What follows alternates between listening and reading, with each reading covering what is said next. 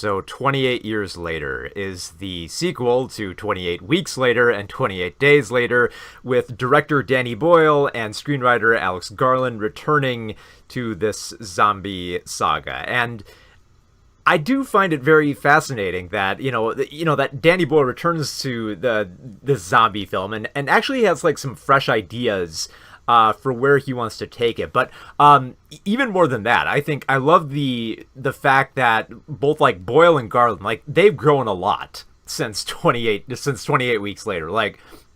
28 Days Later. They've grown a lot since then. They've developed more as filmmakers and screenwriters. They've taken some different paths here. And when they return to, this film about, this film saga about like zombies that have overtaken the earth with like the rage virus, they actually find something more to explore beyond just how many cool kills and how many different types of zombies you can have. Because, I mean, to their credit, they do a fine job of that too. That there's some intense filmmaking here, lots of great blood and guts and gore that goes over the top, but there's also a lot of beauty and like a lot to like care about with the characters, and a very heartfelt story, I think, that keeps its thematic focus fairly strong for a film that has some wild little detours that it goes with the zombies. It does still have a story that's very interesting and with characters worth caring about, that the zombies almost become a little bit of like of an afterthought. I don't say that to say like they're not a threat, like they are, but they're kind of used more like ingredients for like a greater tale about existentialism and growing up, instead of just being, like the big draw of, how can we kill as many as we can? What's the cure for them? None of that. This is more or less a film about growing up and inheriting the problems of the past year. Because at the heart of this film, we're following the tween character of Spike, played by Alfie Williams. And as the title implies, it's been about 28 years since the zombie outbreak started, and Spike has, of course, grown up entirely in a world where, he's on like this little Scottish island that's kind of been, within like the UK's like quarantine zone. Like they basically they're cut off from like the rest of the world here. So Spike is only kind of known like this village life of defending from zombies, hunting zombies, and he learns all about it from his father, Jamie, played by Aaron Taylor Johnson. But his dad isn't really capable of teaching him much about being a man, because he's kind of grown up with this mindset of just surviving a zombie apocalypse and kind of just, throwing caution to the wind when it comes to, being a good person, or, having, better ideas and empathy for others in the world. Just, it really shows just how limited, how much like of a father Jamie can truly be when he has such limitations. The same can be said of, well, I mean, the same can't be said, but of Ilsa, played by Jodie Comer, who's Spike's mother, and she can't really do much of anything because she is basically dying and has mental lapses and can not really be there for Spike and can't really offer him up much guidance besides just appealing to his sympathies and just trying to express like a few more of her memories before the world went to shit, and just trying to like recover her sanity in such a decaying world. So Spike really kind of has to like grow up on the fly here and just kind of try to learn things and cut off the bad stuff that the adults are teaching him here, which is like, it's a fascinating angle.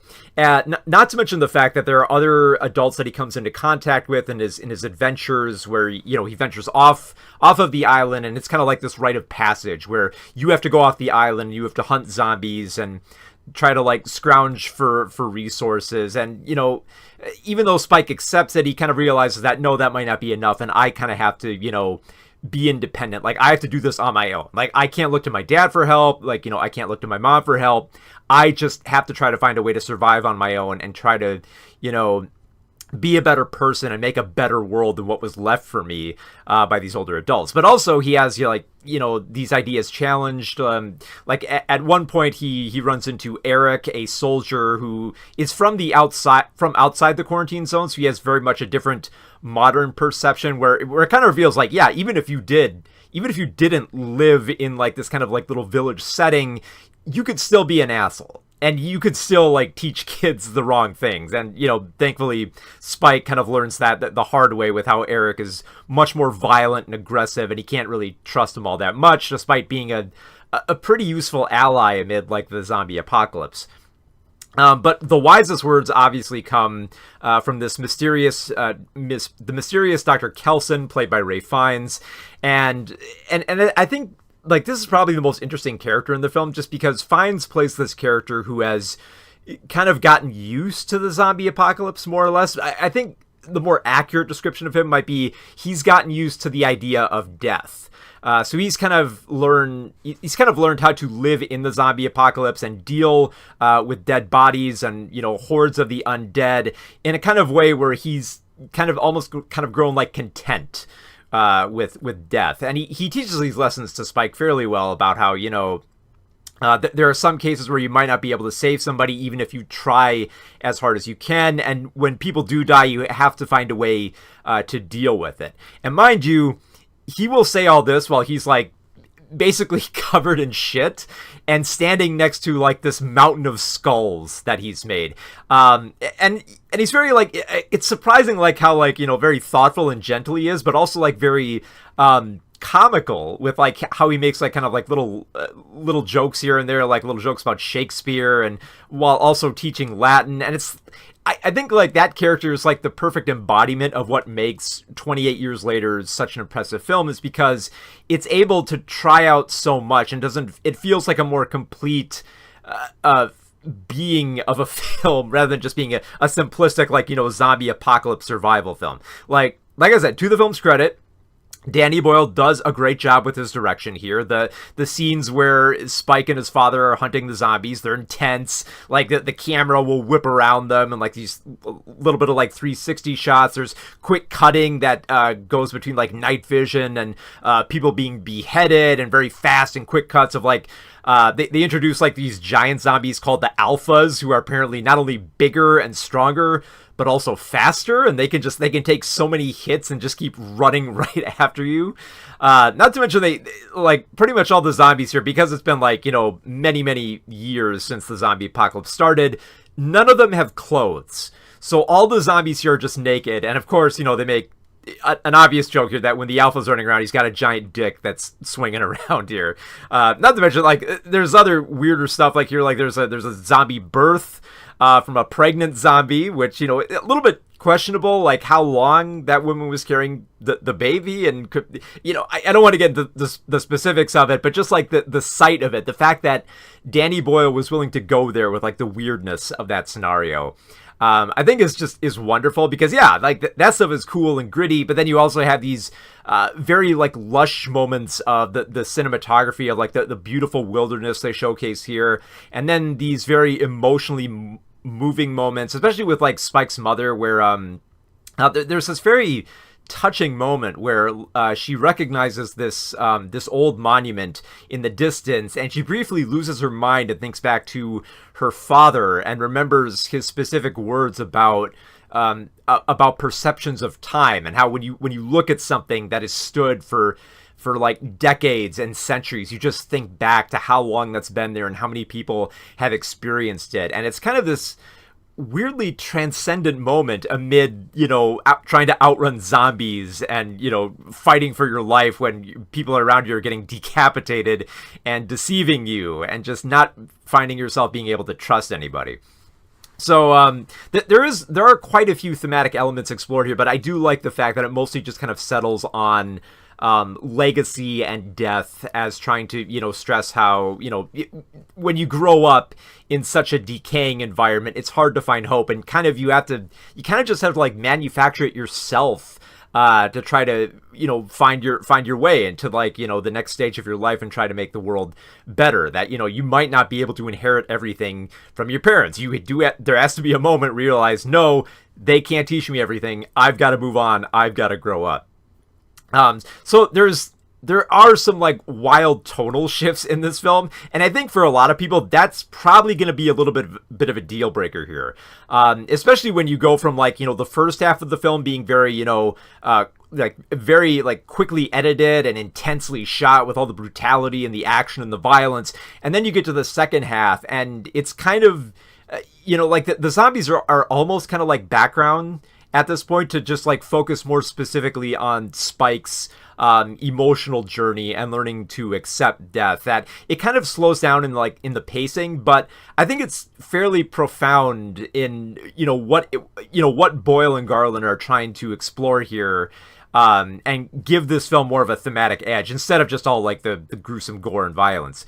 But then, and I don't want to spoil it here, but the ending of this film also just immediately has a tonal whiplash so fast that your neck will crack.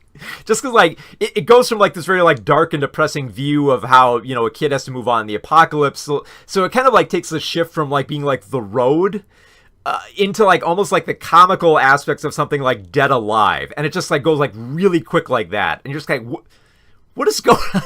We just went from like this very touching and emotional moment to like this very giddy and gruesome scene of like all these people rampaging around destroying zombies. And I'm like, you know what? I got to applaud Boyle for trying stuff like that. I love the fact that he's willing to take these wild swings and just throw all this stuff into like this film. And I know like that's probably going to piss off some people who probably just wanted to come into this film and just see some zombie action and violence. And they might like the film for like the first half, but if you're willing to stick with it, especially if you realize that, there's only so many times you can see like zombies getting gored, and, naked zombies and pregnant zombies having birth, and, deer being ripped apart. You can only see that so many times before it just kind of desensitizes you and just kind of like, okay, cool effects, but is there anything else to this? Because there's something more to explore here. And thankfully there is with 28 Years Later. They actually find some more material here and make you care about these characters while also just making some wild and weird choices, which is just great. I love that. I can't help but imagine that if Boyle and Garland didn't have, their pedigree, they wouldn't be able to make this type of film. They would probably get notes back saying, you can't do this, you need to maintain this type of tone, you need to add more zombie action and violence here, or you need to tone down the violence, or you can't show this much nudity. And they were just like, no, we're doing this. We're throwing everything at the screen that we want. We're exploring everything we want. We're shooting the way we want. We can, like, so many different like camera tricks here, and just the brilliant editing. It's just it's a film that feels alive. It's a film that feels like it's willing to take chances, and it gives a reason to come back to like this 28 later zombie saga. So for as much time has passed here, I think Danny Boyle returns to 28 blank later with more ideas. So yeah, there's a reason to bring this film saga back from the dead, especially when Boyle and Garland have kind of made something much more fascinating to watch beyond just the cool zombie kills. Cool as they may be, and as abundant as they are in this film, there is more to it. There's brains as well as blood and guts in this film, which I absolutely love.